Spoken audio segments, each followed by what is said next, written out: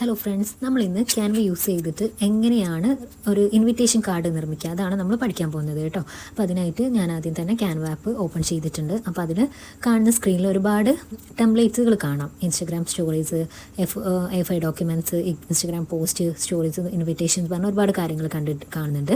അപ്പോൾ അതിൽ നമ്മൾ ഇൻവിറ്റേഷൻ സെലക്ട് ചെയ്യും. അപ്പോൾ സെലക്ട് ചെയ്യുമ്പോൾ ഒരുപാട് അതിൻ്റെ മോഡൽ ഫോർമാറ്റുകൾ നമുക്ക് കാണാൻ പറ്റും. അപ്പോൾ അതിൽ എനിക്ക് ഇഷ്ടപ്പെട്ട ഒരു ഫോർമാറ്റ് ഞാൻ സെലക്ട് ചെയ്തിട്ടുണ്ട്. അപ്പോൾ ഇതിൽ ഓൾറെഡി സെറ്റ് ചെയ്തിട്ടുള്ള ഫോർമാറ്റാണ് നമ്മൾ കാണുക. അപ്പോൾ അതിൽ ജസ്റ്റ് ഒന്ന് നമ്മൾ ക്ലിക്ക് ചെയ്തിട്ട് നമ്മുടെ ഇഷ്ടത്തിനനുസരിച്ച് പേര്, അതുപോലെ ഡേറ്റ്, പ്ലേസ്, ടൈം കാര്യങ്ങളൊക്കെ നമുക്കൊന്ന് ചേഞ്ച് ചെയ്ത് കൊടുത്താൽ മതി. വളരെ സിമ്പിളായിട്ട് തന്നെ നമുക്ക് ചെയ്യാൻ പറ്റും. അപ്പം എനിക്കിഷ്ടപ്പെട്ടൊരു പേര് ഞാൻ കൊടുത്തു. അതുപോലെ തന്നെ ഡേറ്റ് മാറ്റിയിട്ടുണ്ട്, ടൈം ചേഞ്ച് ചെയ്യുകയാണ്. അതുപോലെ ഇഷ്ടപ്പെട്ടൊരു പ്ലേസുമാണ് ഞാൻ നൽകിയിട്ടുള്ളത് കേട്ടോ. അപ്പോൾ ഇതിൽ നമ്മൾ അവിടെ ടച്ച് ചെയ്യുമ്പോൾ തന്നെ അതിൽ ABIU എന്നൊക്കെ പറഞ്ഞാൽ ഒരു ഫോണ്ടിൻ്റെ കളറാണ് കേട്ടോ. പിന്നെ ഫോണ്ടിൻ്റെ ഓരോരോ ഡിസൈൻസ് മാറ്റാം. അത് ബോൾഡായിട്ട് വേണോ, ഇറ്റാലിക് ആയിട്ട് വേണോ, ഇനി അക്ഷരങ്ങളിൽ വലുതാണോ ചെറുതാണോ, അങ്ങനെ എല്ലാ കാര്യങ്ങളും നമുക്ക് ചെയ്യാൻ പറ്റുന്നതാണ് കേട്ടോ. അപ്പോൾ അതെല്ലാ കാര്യങ്ങളും ഞാൻ സെറ്റ് ചെയ്തു. എനിക്കിഷ്ടപ്പെട്ടൊരു പ്ലേസും കൊടുത്തിട്ടുണ്ട്.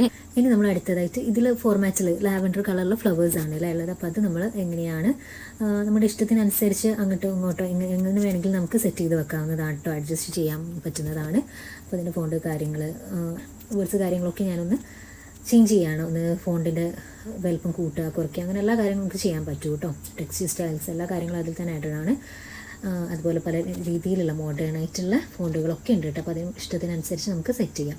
ഇനി ഇത് നമ്മൾ എങ്ങനെയാണ് സേവ് ചെയ്യാമെന്ന് നോക്കാം. അപ്പോൾ അതിന് മുകളിലായിട്ട് ഒരു ആരോ മാർക്ക് കാണുന്നുണ്ട്. അപ്പോൾ അവിടെ നമ്മൾ ടച്ച് ചെയ്യുമ്പോൾ ഡൗൺലോഡ് പറഞ്ഞിട്ടുള്ളൊരു ഓപ്ഷൻ ഉണ്ട്. അപ്പോൾ ആ ഡൗൺലോഡ് ക്ലിക്ക് ചെയ്യുമ്പോൾ വേറൊരു ഡൗൺലോഡ് പറഞ്ഞിട്ട് ഒന്നുകൂടി കാണും. അപ്പോൾ അതുകൂടിയും ടച്ച് ചെയ്യുമ്പോൾ നമ്മൾ ഓട്ടോമാറ്റിക്കലി ആയിട്ട് നമ്മൾ ചെയ്തിട്ടുള്ള ഫോർമാറ്റ് സേവ് ആവും കേട്ടോ.